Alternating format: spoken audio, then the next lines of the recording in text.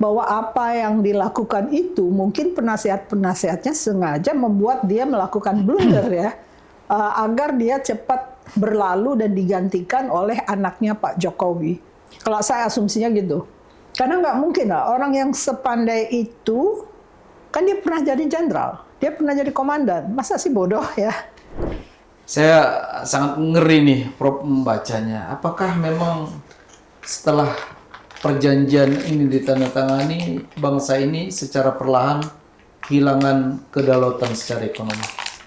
Kita harus bangkit dong. Saya dan Bapak juga ikut bangkit. Maksudnya kita dengan segala kemampuan kita yang terbatas, kita masih punya suara. Suara yang mungkin mudah-mudahan bergema ya di kalangan rakyat Indonesia bahwa harus berani menyatakan kebenaran, dan kebenaran harus menjadi penyelamat bangsa ini. Kita mengarah kepada Gen Z, ya kita harus pelajari mereka, melakukan riset tentang Gen Z ini apa dan bagaimana, apa kehendak mereka, dan juga dilontarkan ucapan-ucapan politisi, partai-partai, tokoh-tokoh nasional. Kenapa kita ingin merdeka dulu? Karena tokoh-tokohnya kan berbicara. Cokro Aminoto lah, siapa semua di Stovia dan di segala macam. Kan mereka terus berdedikasi untuk menyampaikan pengetahuan kepada rakyat, sekalipun rakyatnya masih sangat minim ya pengetahuannya. Tapi mereka berhasil untuk mengajak semuanya akhirnya berjuang dan mencapai kemerdekaan itu. Gen Z sama aja. Mereka kan manusia. Manusia itu kan harus dipelajari dan harus dimasukin kata-kata di mana mereka menjadi kata kunci untuk menggerakkan mereka, seperti Palestina, genosida Palestina itu menjadi penggerak dari Gen Z Amerika.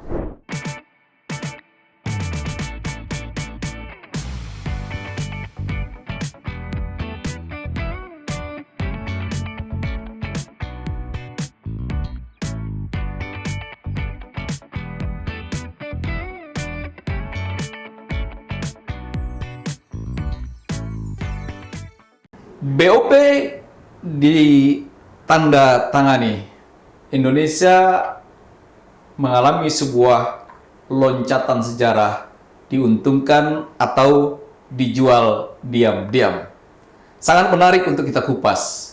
Ini persoalan nasib bangsa ketika tanda tangan disuguhkan, ada dua kemungkinan. Mengalami loncatan sejarah yang begitu penting, atau tenggelam secara perlahan menjadi sebuah sejarah. Kali ini di Last Minute, obrolan tanpa sensor, bersama saya Surpani Sulaiman. Dan hari ini kita akan mengupas tentang pentingnya dokumen BOP yang ditandatangani oleh Presiden Prabowo Subianto dengan Donald Trump. Menarik kita kupas apa untungnya untuk Indonesia. Hadir hari ini bersama saya, Bu Susi Sri Suparlan. Bu, kembali di podcast kita. Mudah-mudahan sehat, kabar baik, dan kupasan yang sangat menarik. Apa kabar hari ini, Bu? Baik, Pak. Aduh. Surpani. Mudah-mudahan saya bisa memberikan jawaban yang dikehendaki. Kita ngobrolnya tanpa sensor, Bu. Ya. Jadi saya suka dengan gaya kupasan Ibu yang begitu lugas, tuntas, dan terpenting sangat berani demi pencerahan bangsa ini. Prof, BOP ini sebenarnya kita harus melihatnya sebagai apa? Peluang pembangunan atau penetrasi kepentingan global? Dua-duanya. Jadi BOP diletakkan sebelum penandatanganan tarif. Itu sudah jelas menunjukkan bahwa kita dalam posisi tersandera. Kalau kamu gak ikut dengan BOP, tarif kamu akan melonjak tinggi yang dipikir 200% ya. Tapi ternyata kan bisa turun sebagai 19%, padahal Malaysia dan Thailand mendapat 0%. Jadi untuk negara-negara tertentu yang mempunyai dimensi kelemahan dilihat dari mata Amerika Serikat, karena Amerika Serikat memang interventionist. Dia sudah bisa tahu negara-negara mana yang harus dia obrak-abrik gitu ya. dan berapa juta, ratusan juta orang yang terbunuh oleh tindakan-tindakan Amerika itu. Jadi dia punya kartu as ya untuk menyatakan bahwa nah Indonesia ini dalam posisi lemah. Mari kita lakukan sesuatu yang sangat menguntungkan karena Donald Trump adalah warriors. Jadi dia adalah orang yang dikatakan kalau misalnya Anda bilang tidak ya akan susah gitu kepada Donald Trump. Nah, Pak Prabowo mungkin berpikir tentang perdagangan bagaimana nih, karena itu menghasilkan devisa ya. Jadi yang diutamakan itu, tapi akhirnya dia terjebak dalam sesuatu yang lebih dahsyat sifatnya dan mungkin akan membuat rakyat Indonesia agak marah gitu ya. Karena kita tiba-tiba komit pada sesuatu yang agak melanggar konstitusi bangsa, yaitu Palestina tidak disebut lagi dalam Board of Peace. Lalu kita mengkomit TNI yang seperti akan diperlakukan seperti tentara kolonial. Karena menurut Andi Wijayanto yang ahlinya ya, tunnel itu dibersihkan butuh bukan solusi tentara, tapi solusi asimetrik. Asimetrik ya. Ini solusi asimetrik dan akan memakan waktu kira-kira 10 tahun untuk membersihkannya. Wow. Jadi kalau orang yang belum paham tentang liku-liku pertahanan, mungkin susah untuk membayangkan bahwa kok TNI bisa dikomit untuk sesuatu yang sebetulnya mustahil untuk bisa diwujudkan segera. Jadi kedudukan sebagai wakil komandan itu jelas adalah pemanis agar Prabowo lebih tunduk gitu ya untuk bisa membawa pasukannya untuk menjadi alat dari Donald Trump. Kenapa dia nggak melakukan itu dengan tentara Amerika? Ternyata tentara Amerika sudah dikirim 200 troops, tapi di Israel untuk mengawasi apakah rombongan pangan dan sebagainya itu bisa jalan secara mulus apa tidak. Itu sesudah adanya mereka, Israel tidak lagi mengendala. Tapi hanya butuh 200 troops Amerika, tapi tidak masuk ke Gaza. Di Israel justru mereka. Justru masuknya di Israel ya? Ya, yang TNI nanti akan di Gaza. Iya, Jadi, iya.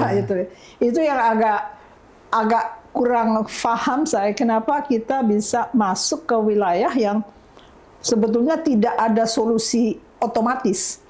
Solusinya itu bertahun-tahun dan itu kayak grill ya. Menurut Andi Wijayanto, kalau masih ada 5% saja dari tunnels tersebut, mereka bisa menang Hamas itu. Jadi diperkirakan dari 350 km, mereka punya 5% aja, mereka masih menang. Jadi saya melihat ini dikaitkan secara jelas, ada perdagangan, ada tarif, ada BOP. Jadi kita seakan-akan dikebiri untuk bisa melakukan tindakan yang sebagai bangsa yang bebas. Mungkin pemimpin kita lupa bahwa kita negara berdaulat, nggak perlu mencari muka.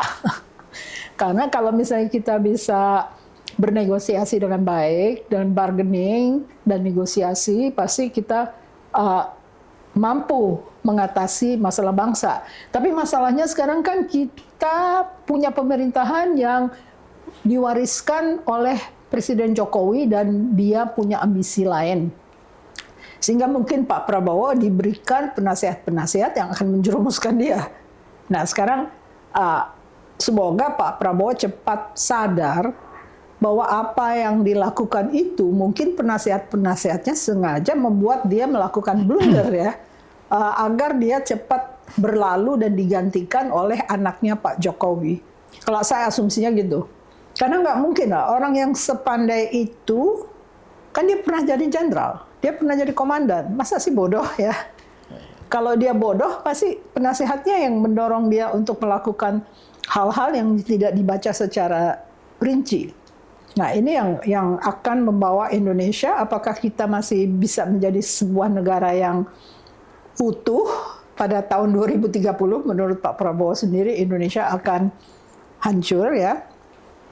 Bagaimana kita sebagai bangsa melakukan upaya-upaya pencegahan agar Indonesia tetap sejahtera dan rakyatnya itu tidak lagi rakyat yang disengaja dibuat bodoh sengaja dibuat tidak sehat, sehingga akhirnya dengan sendirinya terjadi kehancuran yang dikatakan oleh Pak Prabowo. Jadi, menarik nih, ya, Bu Susi. Kalau berbicara tentang statement seorang Prabowo Subianto sebelum terpilih presiden, beliau memang mengatakan di salah satu debat calon presiden bahwa 2030 Indonesia akan bubar. Nah, ketika BUP ditandatanganin, ini posisi Indonesia dalam kondisi kuat sebagai nilai bargaining atau lemah. Kalau kuat, dia akan mengalami sebuah lompatan yang begitu dahsyat menuju Indonesia emas.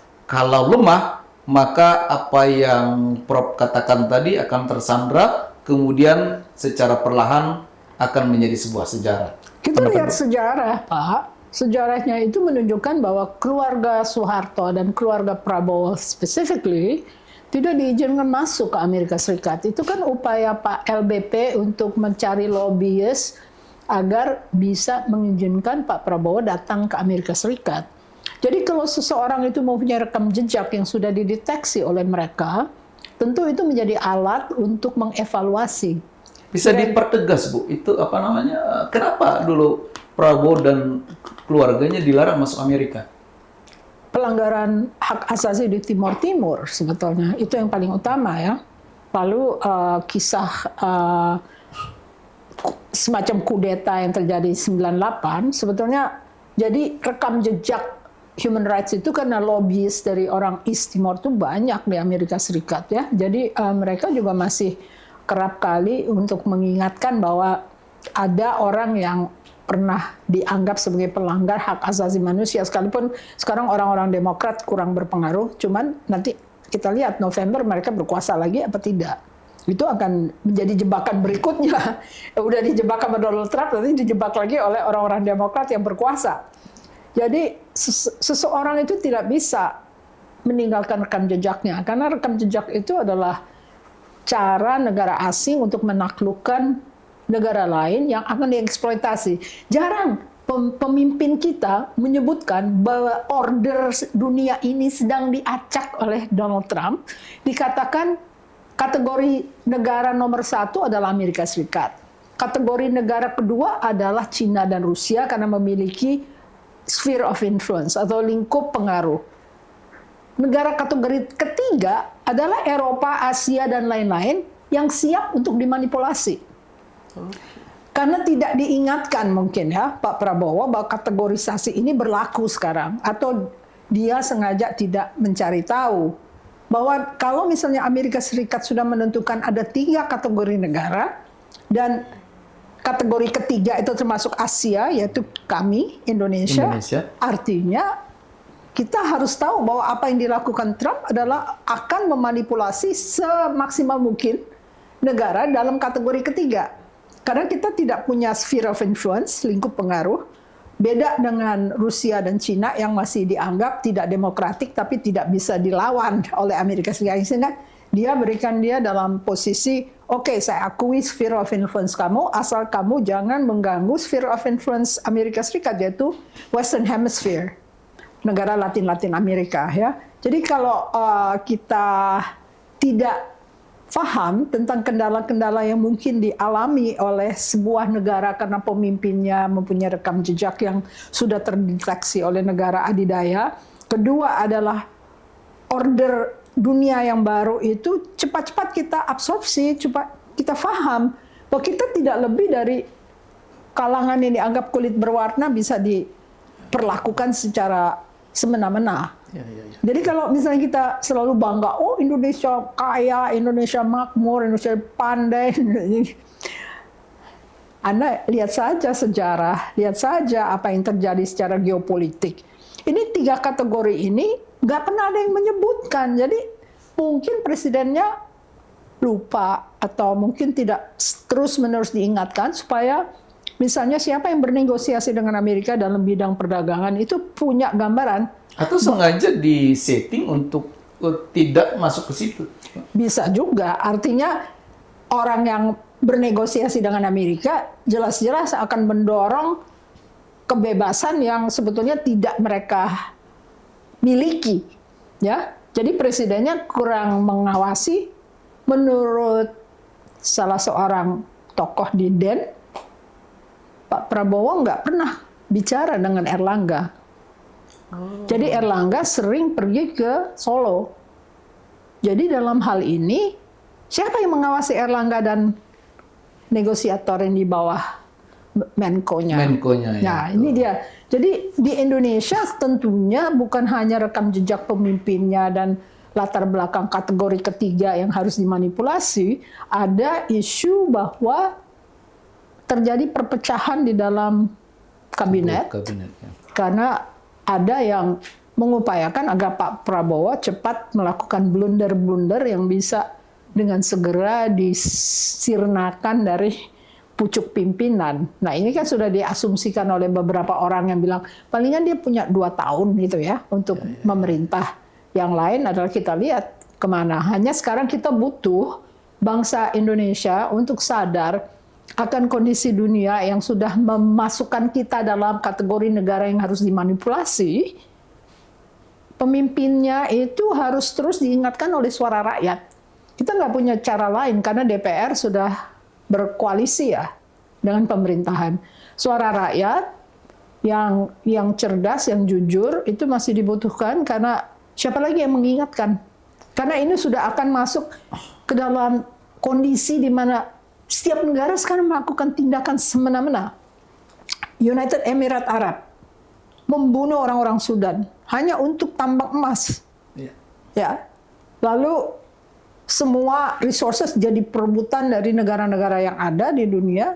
Lalu kalau kita tidak mawas dan tidak punya koordinasi yang baik di dalam pemerintahan, tentunya banyak hal yang bisa dilakukan untuk membuat pemerintahnya jatuh atau pemimpinnya jatuh sebenarnya. Mungkin pemerintahnya masih diharapkan dilanjutkan oleh wakilnya atau apa gitu ya.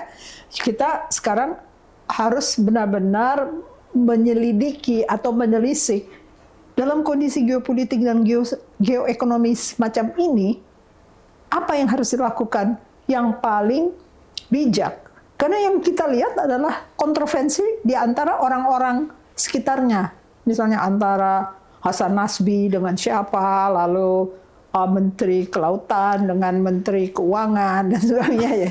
Yang kita lihat adalah drama-drama jadi karena mungkin terpengaruh oleh escapism ya. Banyak orang Indonesia sudah susah sehingga mereka mendapat hiburan dengan saling bercekcok secara murahan gitu lah untuk hiburan.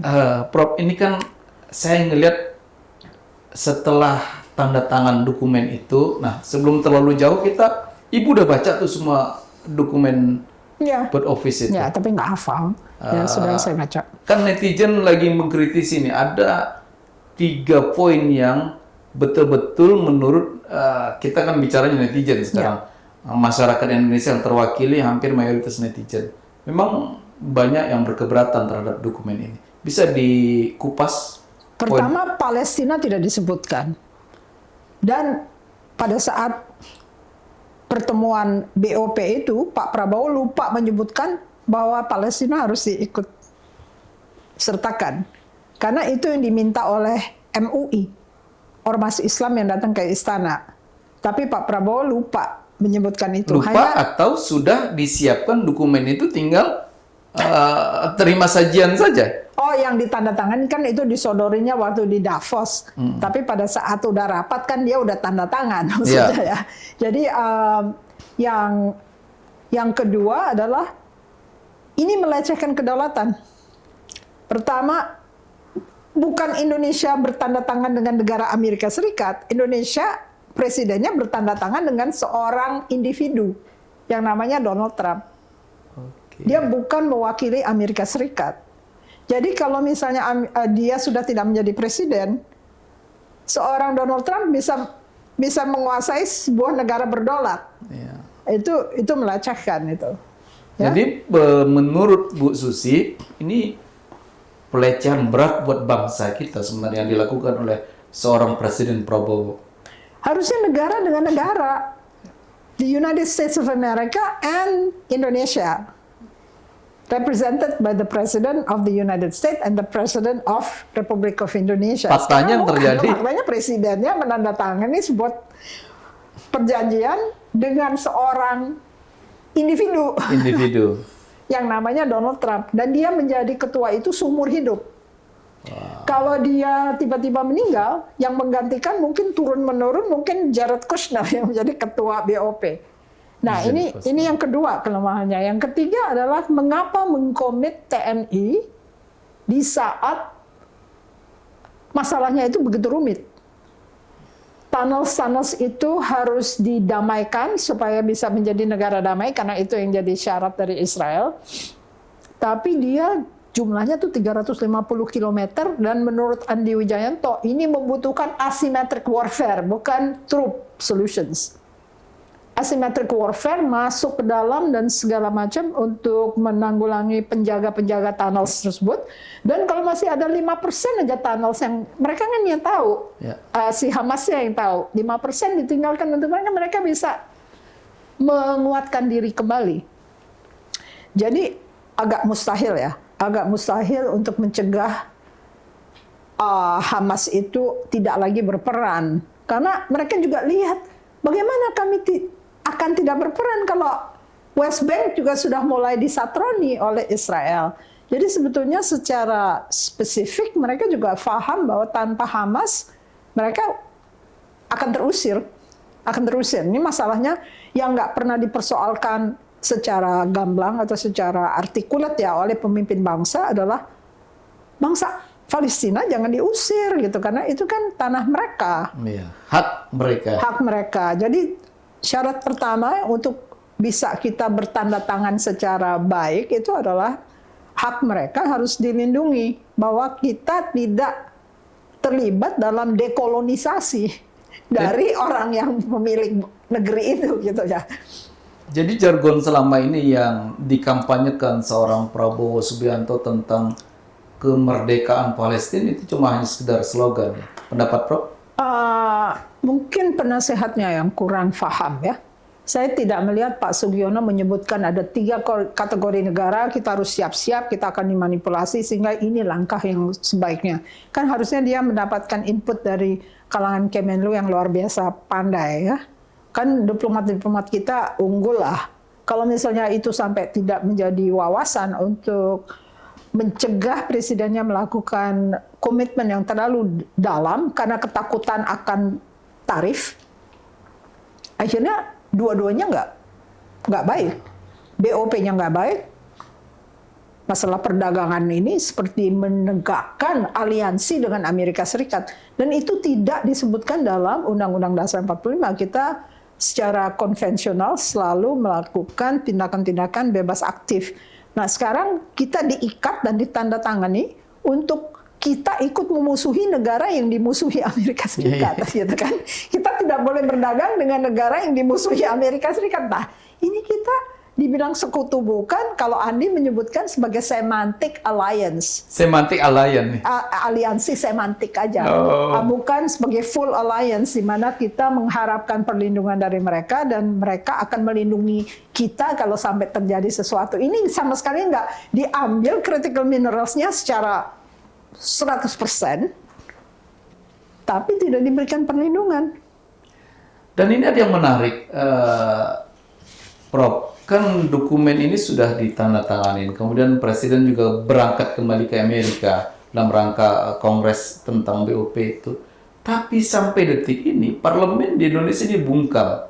Tidak ada satu komisi atau bidang yang ada di Parlemen di DPR RI kita itu yang bisa membuka tentang dokumen ini kemudian membahas. Atau hak bertanya lah tentang keputusan Presiden yang tidak melibatkan oleh lembaga DPR ini. Pendapat?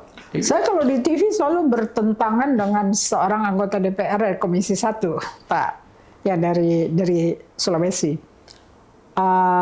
Saya pikir ini kita sudah harus dalam kesadaran bahwa bangsa Indonesia tidak mencintai bangsanya lagi. Kita tidak memiliki politisi yang berani untuk menyatakan bahwa Indonesia akan hancur. bagaimana kita melakukan itu. Kalau saya punya perasaan, saya seorang rakyat kan nggak bisa melakukan apapun juga kecuali dengan bantuan media ya. Iya, iya.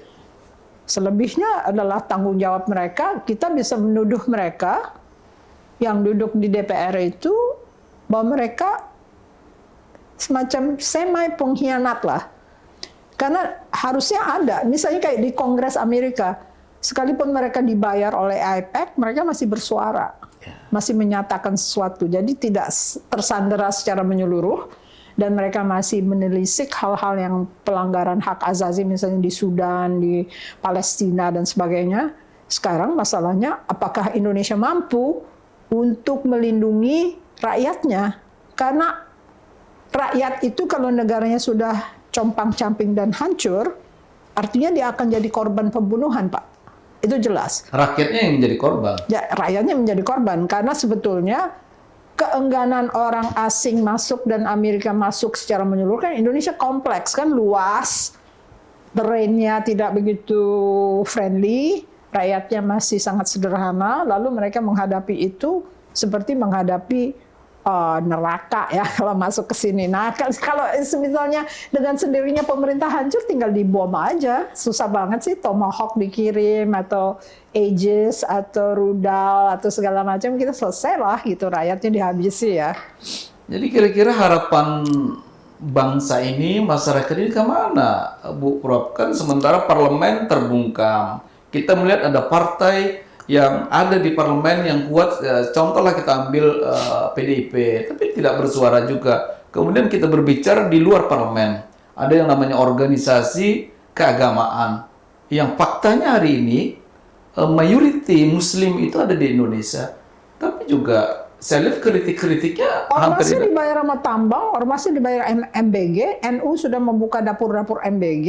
Jadi ini masalahnya, kita paham bangun negara apa tidak? State building kan ada syaratnya, dan state building syaratnya itu harus berdasarkan ilmu, nggak bisa Anda semau Berarti tadi sendiri. Pernyataan Bu Susi, ini ormas-ormas keagamaan sudah dibungkam dengan program-program yang memang meninakbobokkan mereka sehingga kontrol terhadap kebijakan-kebijakan pemerintah ini betul-betul sudah mati. Sebenarnya gampang aja. Misalnya Brunei, kita ambil Brunei. Brunei semua hasil resourcesnya dia dibagikan kepada rakyatnya. Kalau kita benar-benar mau adil, kita tidak membagikan konsesi-konsesi yang parsial begini, tapi kita benar-benar mendedikasikan semua harta rakyat itu harus kembali ke rakyat demi memakmurkan mereka, memberikan pendidikan, memberikan kesehatan, memberikan makan yang cukup, sandang pangan, dan sebagainya. Nah, ini kan bisa contoh, banyak contohnya. Kita lihat Kuwait juga begitu, Brunei juga begitu. Jadi sebetulnya yang menjadi masalah, apakah pemimpin kita memang nggak paham, atau dia paham tapi dia nggak peduli, ya? Itu kan salah satu kemungkinan yang terjadi. Jadi memang masih harus ada orang-orang di luar seperti kita saat ini yang menyuarakan agar rakyat sendiri menjadi sadar bahwa kalau mereka diam, yang akan terjadi adalah kehancuran Indonesia di tahun 2030. Mungkin nggak sejauh itu, mungkin tahun depan kan. Gitu ya. Kita kan nggak bisa memprediksi apa yang akan terjadi. Orang defisit budgetnya aja terendah dalam 5 tahun. Sekarang ini? Ya, tertinggi dalam 5 tahun ini. Maksudnya nggak ada dana. Bu Susi, kita nih sekarang bingung ya, berharap sama parlemen juga bungkam, organisasi keagamaan juga tidak memberikan kontrol terhadap kebijakan-kebijakan pemerintah. Apakah perlu gerakan Gen Z untuk menepalkan Indonesia? Pendapat Ibu? Amerika berubah karena Gen Z-nya berubah. Amerika bisa tergoncang seperti begini, Epstein keluar filenya itu karena Gen Z yang memelopori. Jadi ada baiknya mungkin Gen Z diyakinkan, seperti saya meyakinkan mahasiswa saya, untuk tetap berani menyatakan pandangan.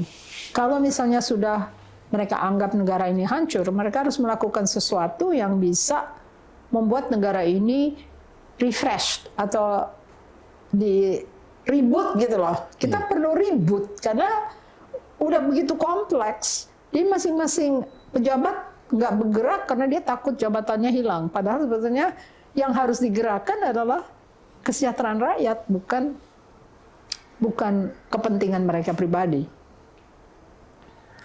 Bu, setelah dokumen ditandatangani oleh seorang Presiden Prabowo Subianto, apa pendapat Ibu keuntungan konkret buat bangsa ini terhadap masuknya Indonesia di board office itu?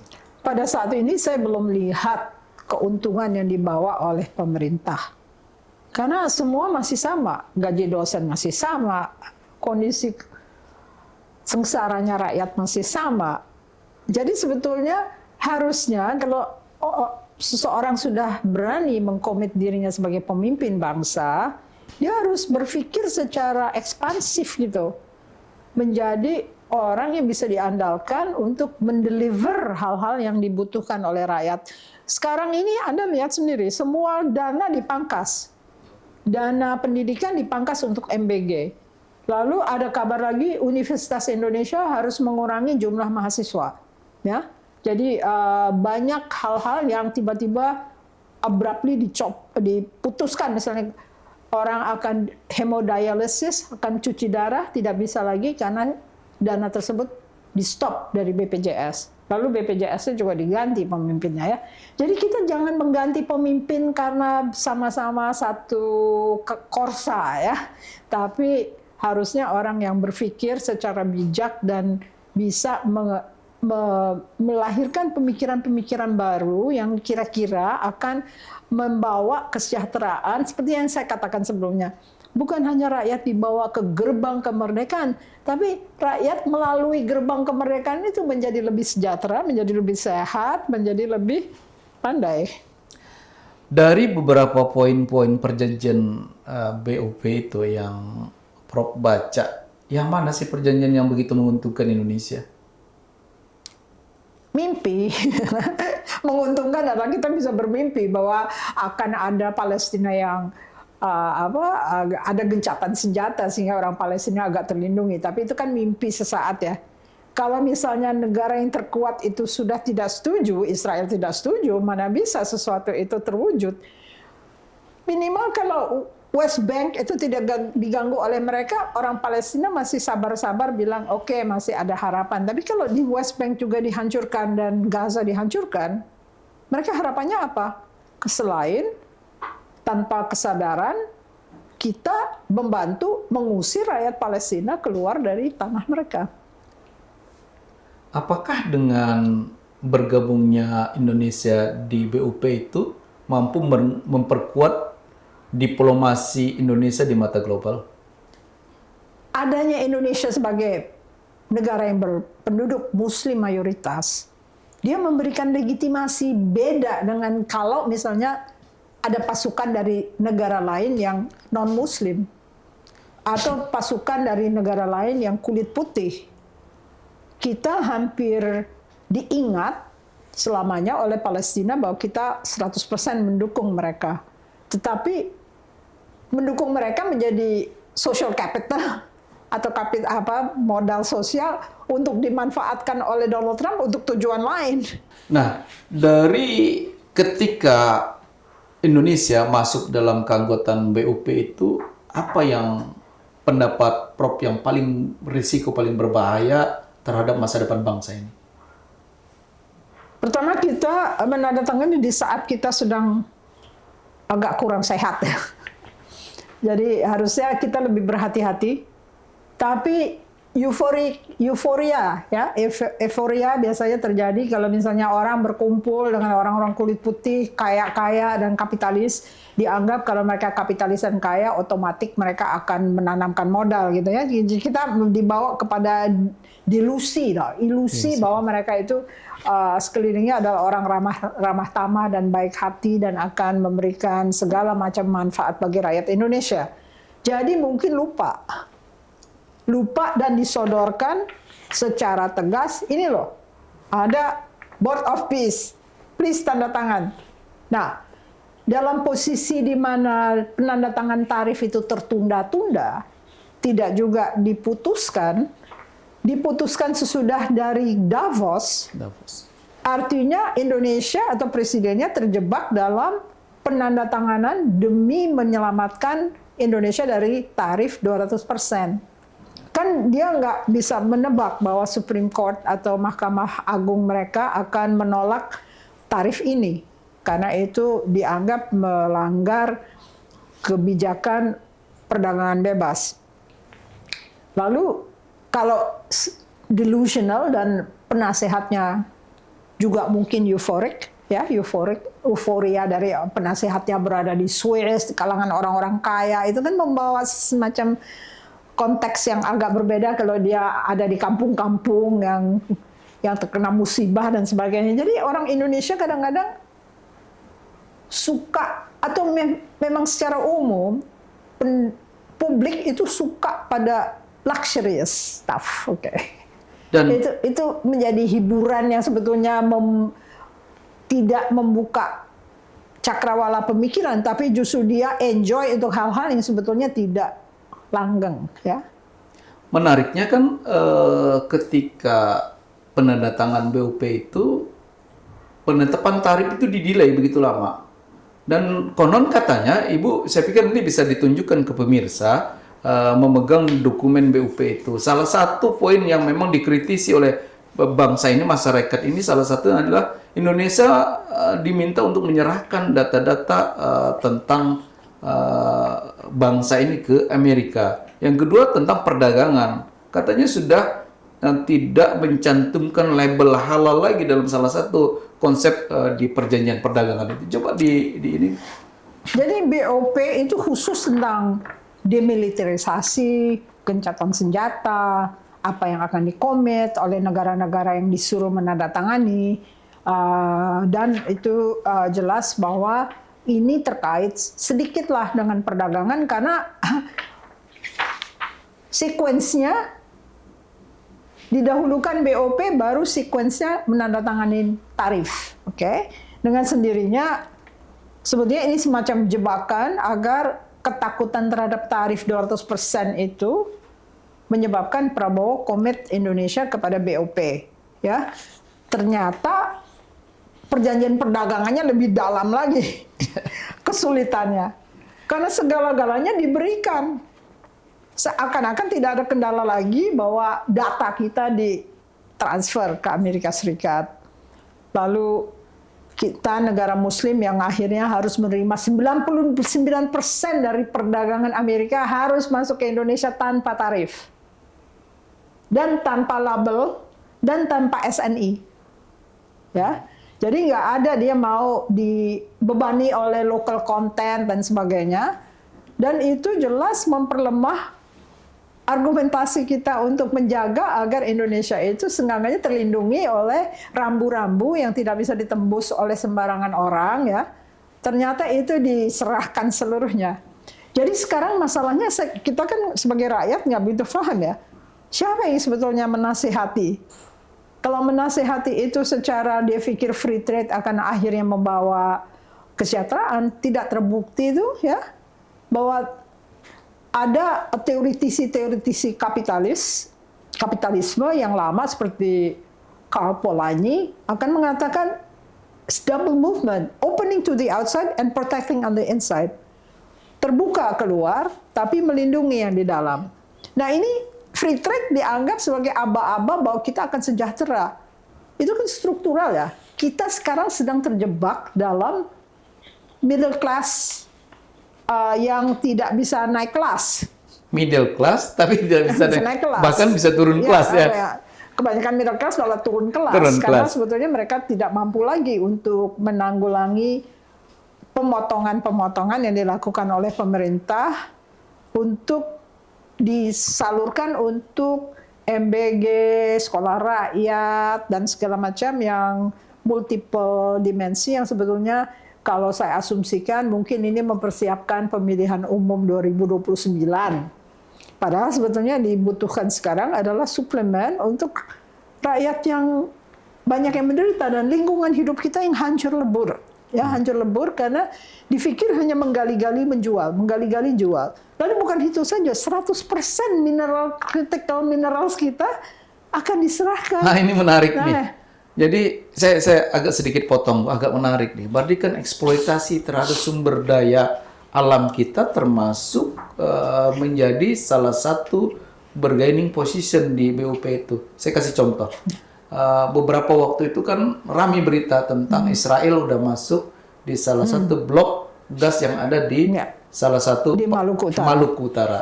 Kemudian tiba-tiba berita lagi muncul bahwa ada perpanjangan kontrak Freeport yang dari tahun 60-an memang eksploitasi emas, kemudian tembaga dan mineral lainnya tidak pernah ada pertanggungjawaban terhadap bangsa ini.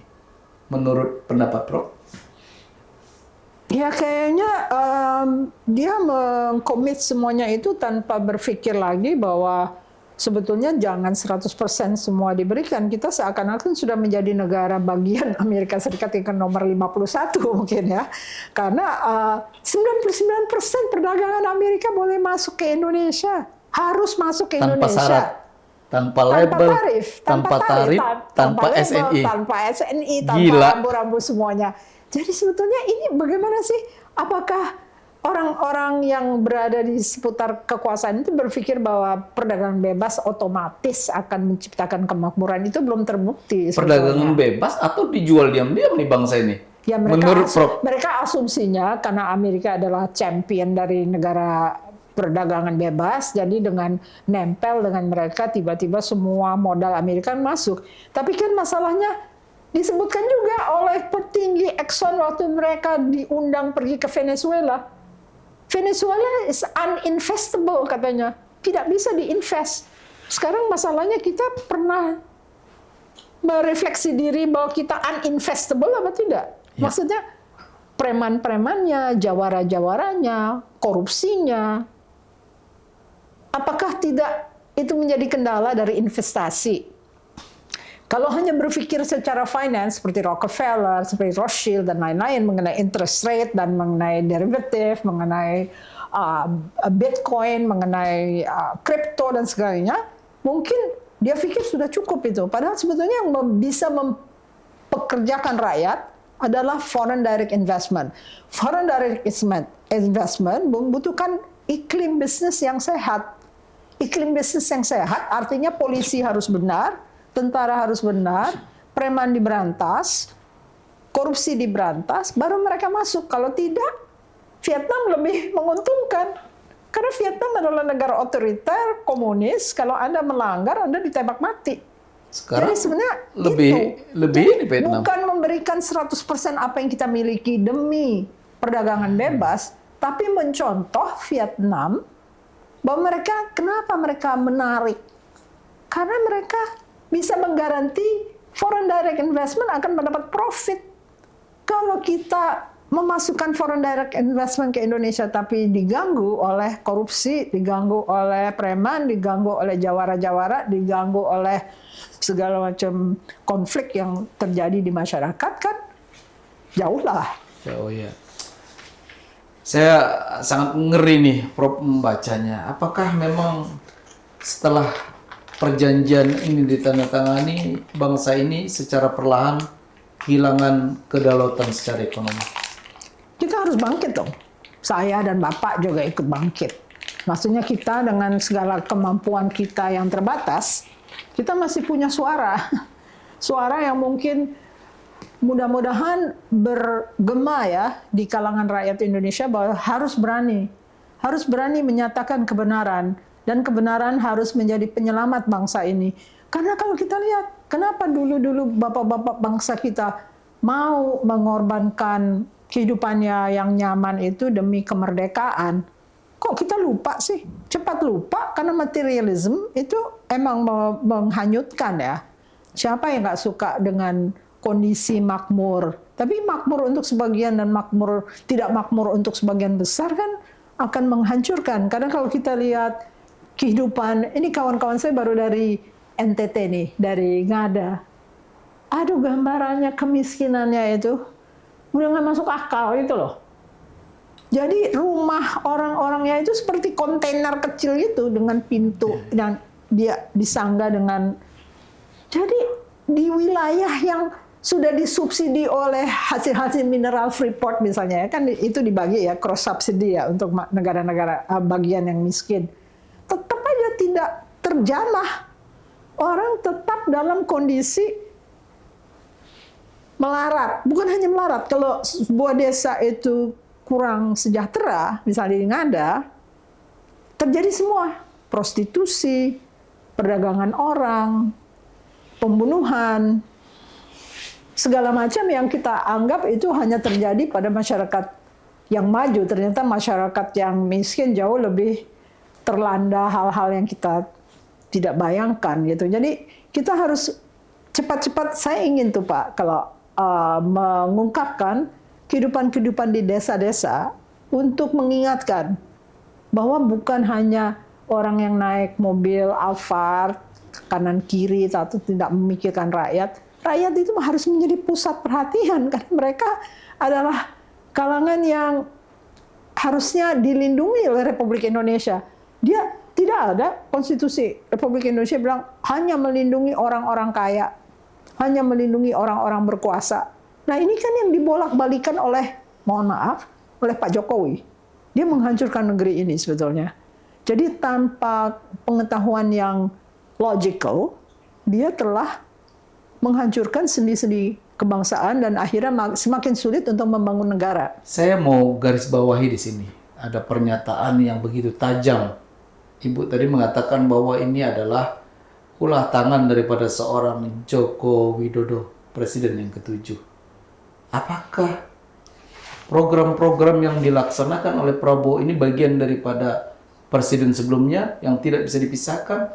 Sehingga memang yang miskin tambah miskin, yang berkuasa makin leluasa untuk mencengkram kekuasaan. Saya belum mendengar suara dari Pak Prabowo sendiri untuk menyatakan mari kita himpun ilmuwan-ilmuwan yang mampu untuk membantu bangsa ini secara jujur, secara baik.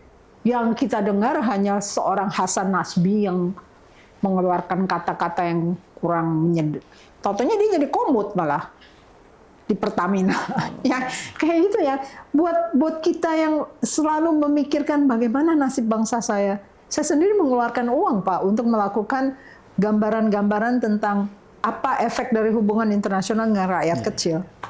Tapi kan saya terbatas dananya, kan saya kan rakyat, saya bukan pemerintah. Nah, pemerintah harusnya punya dana yang besar, jadi dia melihat setiap elemen rakyat itu pemimpin berhutang budi kepada mereka. Karena itu adalah wejangan dari bapak-bapak bangsa. Masa gampang dilupakan? Nah, itu yang menjadi pertanyaan untuk saya sebetulnya. Seberapa jauh jiwa mereka atau nurani mereka masih terjaga ya? Prof, dalam sejarah global, bisa nggak dicontohkan, Bu Susi ini kan saya lihat 30 tahun di Amerika. Kemudian di dunia pendidikan juga udah panjang lah sejarahnya. Ada nggak contoh sejarah global karena salah perjanjian sehingga negara itu jatuh? To follow the Roman Empire. Mereka udah lupa diri. Mereka lupa diri sehingga akhirnya kerajaan itu hancur ya. Roman Empire. Lalu kita lihat negara-negara yang Afrika misalnya. Kita lihat konflik-konflik yang terus-menerus itu akhirnya menimbulkan kemiskinan, kesulitan-kesulitan. Belum lagi masuk faktor agama tadinya. Faktor agama nggak terlalu tercatat ya, tapi akhirnya muncul. Jadi ironisnya Pak, saya kan orang hubungan internasional ya, kita lihat Westphalia itu menciptakan sistem negara-negara. Sistem negara-negara itu harus dijaga oleh seorang hegemoni. Tapi sistem negara-negara itu adalah upaya dunia untuk mencegah paus berpengaruh terhadap sistem negara-negara. Ternyata sekarang agama mulai masuk ke dalam sistem negara-negara itu. Sehingga sulit dipisahkan misalnya. Apakah sebuah negara harus otomatis mengatakan iya kepada ormas agamanya? Apakah bukan negara itu secara otomatis mendengarkan keluhan rakyatnya tanpa ormas? Nah, ormas ini kan hanya menunggangi rakyat agar dia bisa mempunyai bargain position supaya dia dapat bagian dari transaksi nasional. Nah, saya juga ingin minta pada ormas-ormas agama untuk bisa bijak. Karena bukan hanya menyambut, oh ada foto Pak Stakuf, menyambut pemberian tambang, pemberian MBG dan sebagainya kan harusnya tidak pantas ya untuk sebuah ormas agama yang menciptakan moralitas tapi akhirnya terlibat atau terjalin atau tertenun dalam kerakusan bangsa yang sudah maksimal. Berarti banyak contoh kasus negara yang jatuh karena kesepakatan ekonomi yang salah. Apakah dalam kacamata Bu Susi, Indonesia punya potensi itu ketika salah dalam menentukan langkah perjanjian BOP ini sehingga 2030 memang Indonesia benar-benar tidak ada? Jadi ada beda ya. Mungkin kalau kita memandang Indonesia sebagai negara yang mempunyai resources, mempunyai sumber daya alam. Karena negara yang punya sumber daya alam itu terkena resource curse. Akibat dari pemilikan itu dia mendapatkan curse ya. Nah, seperti Nigeria, kaya akan minyak. Tapi orangnya kriminal. Dan kejadian-kejadian pembunuhan dan kejadian penculikan dari orang-orang agama lain dan sebagainya terjadi di Nigeria. Padahal dia kaya. Indonesia, pernah nggak kita merasa lega sebagai rakyat Indonesia atau merasa bangga karena semuanya itu seakan-akan terajut dengan baik? Saya ingin bangga dengan negara saya, tapi kan nggak kelihatan. Sekacau itu sampai jarang ada kesatuan pandangan tentang harus upacara bendera.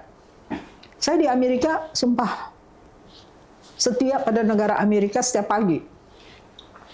I pledge allegiance to the flag of the United States of America, to the republic for which it stands, under God, indivisible, and just for all. Nah, Indonesia ada sekolah-sekolah yang bernafaskan agama tidak mau upacara bendera. Jadi jangan sampai kekalutan agama terrajut dalam kekompleksan masalah yang kita hadapi sehingga kita tidak bisa keluar dari itu. Jangan sampai ormas agama digunakan untuk legitimasi tindakan-tindakan yang sebetulnya melanggar kesejahteraan rakyat. Kalau misalnya semua sepakat untuk melakukan tugas secara bersama-sama, mari kita lakukan. Karena kita kan sebangsa dan setanah air. Dan ormas agama tidak bisa menghasilkan paspor, menghasilkan KTP. Itu kan masih negara Republik Indonesia. Kalau mereka mempunyai kendala yang bersifat sektarian, jangan dibawa sektarian itu. Karena kita adalah bangsa yang harus berjalan secara kompleks ke masa depan yang jauh lebih baik, dan itu yang saya harapkan. Tapi kenyataannya saya belum bisa menyatakan bahwa Pak Prabowo telah mengucapkan hal-hal yang menurut saya penting bagi pertanda bahwa beliau ini cukup bijak untuk menimbang rakyatnya itu perlu sejahtera. Saya belum secara, ya dia bisa retorik bicara tertentu, tapi belum terasa tuh, ya, belum terasa. Jadi harus lebih digenjot mungkin supaya orang-orang yang mencoba menjegal dia itu terkendala dari upaya jahat mereka. Perjanjian ini kan udah selesai ditandatanganin, Bu. Kemudian implementasi BUP ini, pendapat Ibu siapa yang berhak mengawasi sehingga tidak ada penyalahgunaan daripada sebuah proses yang ditandatangani? DPR harus bisa meratifikasi. Apakah dia meratifikasi ini menjadi satu bentuk hukum yang berlaku juga untuk perjanjian perdagangan? Harusnya DPR menyatakan aliansi ini aliansi semantik. Kita belum pernah terlibat dalam aliansi dengan negara asing. Sekalipun ini bukan berupa mereka membuka pangkalan militer di Indonesia, tetapi kenyataan bahwa kita harus bertindak sesuai dengan musuh-musuh Amerika. Kalau Amerika memusuhi satu negara, kita harus sama selangkah dengan mereka. Misalnya dia memusuhi Iran, padahal kita butuh berdagang dengan Iran karena butuh minyaknya, kita nggak boleh. China? Sama aja. Kita nggak boleh juga. Ada kan aturan kemarin ini kan disebut oleh Biden, kita negara yang harus dicurigai karena syarat mereka adalah tidak boleh ada perusahaan Indonesia yang memiliki lebih dari 25% sahamnya dimiliki Cina. Jadi ada peraturan itu waktu zaman Biden.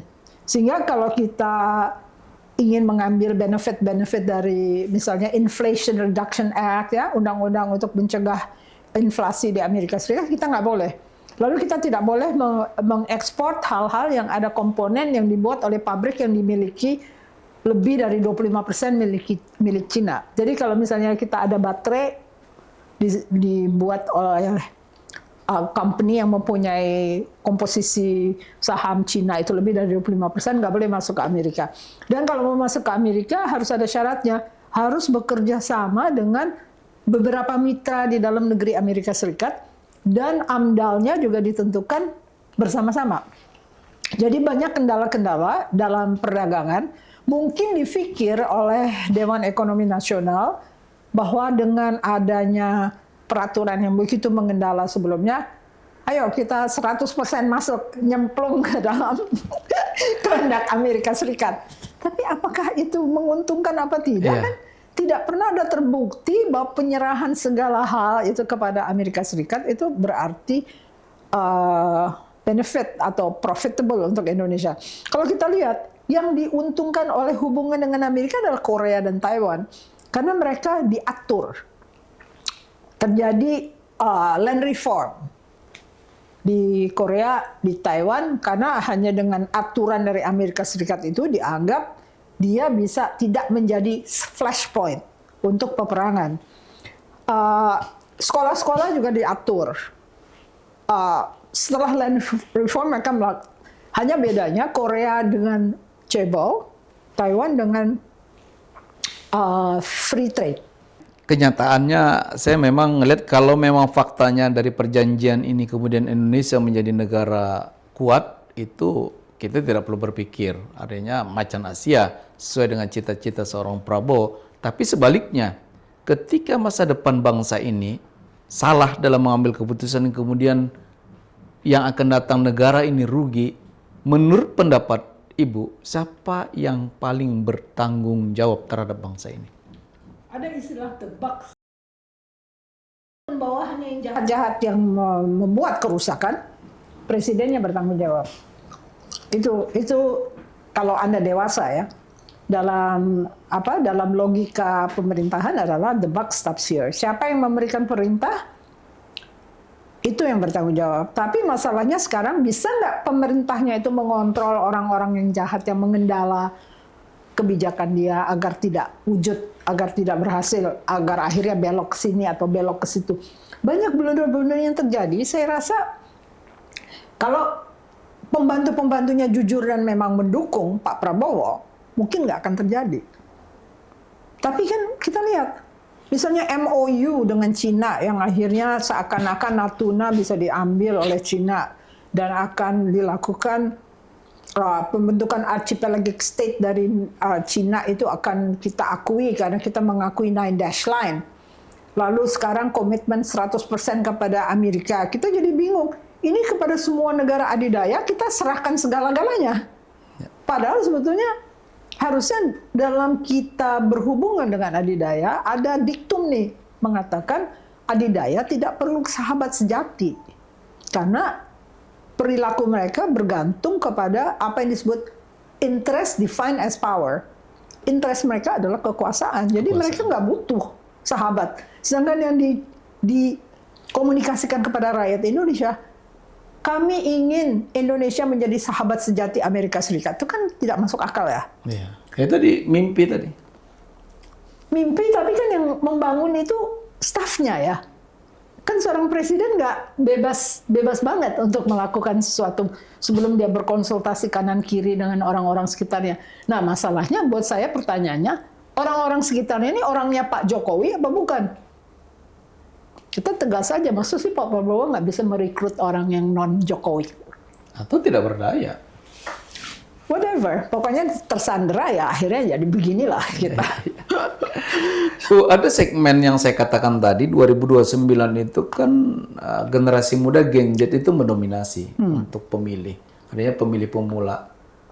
Apa dampak BOP ini untuk masa depan generasi muda khusus Gen Z Indonesia? BOP ini belum menjadi aturan hukum kita sebelum DPR ratifikasi kan? Ya. Presiden kan bisa aja tanda tangan, tapi kalau misalnya perwakilan rakyatnya tidak Tapi meratifkan, dampak perdagangannya kan sudah terasa. itu juga belum ada kekuatan hukum ya. Sekarang sedang dilitigasi oleh Selios. Selios melitigasi perjanjian perdagangan itu, bawa ke pengadilan. Jadi kalau mau kita mengarah kepada Gen Z, ya kita harus pelajari mereka.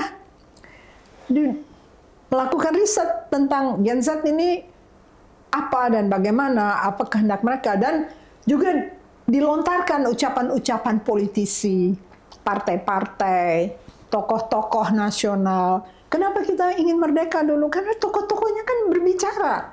Cokro Aminoto lah, siapa semua di Stovia dan di segala macam. Kan mereka terus berdedikasi untuk menyampaikan pengetahuan kepada rakyat, sekalipun rakyatnya masih sangat minim ya pengetahuannya.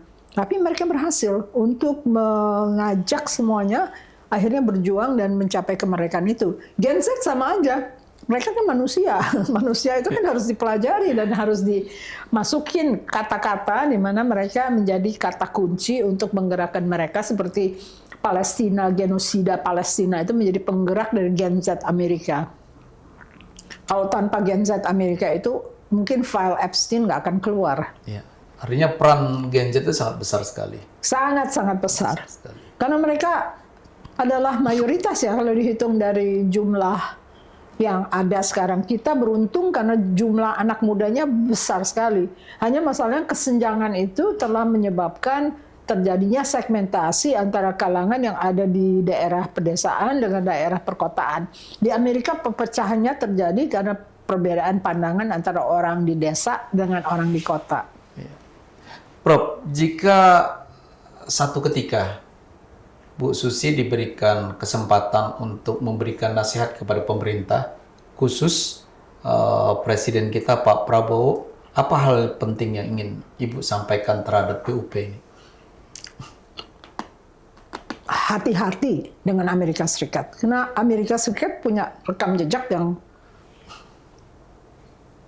nggak peduli bahwa negara lain itu hancur. Dan mereka adalah pengampu pandangan bahwa negara mereka harus terus jadi nomor satu. Jadi itu aja, yang simple. Kalau misalnya Anda menyerahkan segala macam ke Amerika Serikat dan menyerahkannya kepada seorang Donald Trump yang tidak reliable, apakah itu akan berarti kita mendapatkan profit gitu kan? Itu kan dengan sendirinya kita harus mengingat bahwa diri Pak Prabowo sendiri pernah dicegah untuk masuk ke Amerika Serikat berikut keluarganya.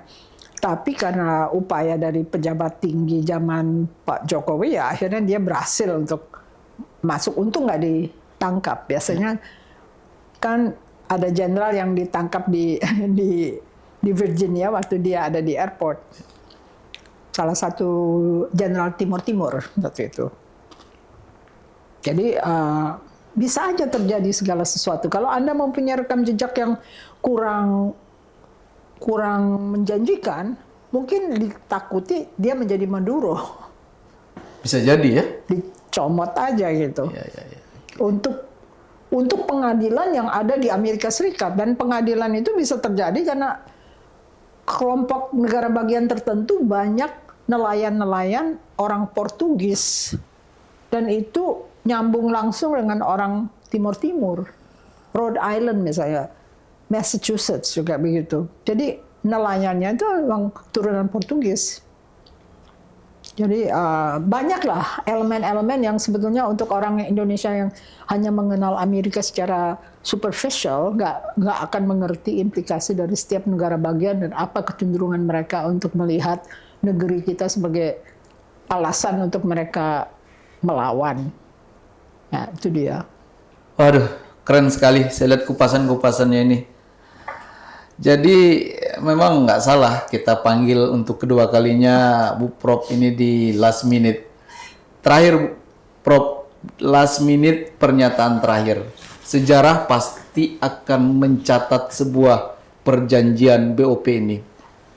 Pertama, itu merupakan sebuah langkah kemajuan besar atau ini merupakan kesalahan terbesar bangsa ini.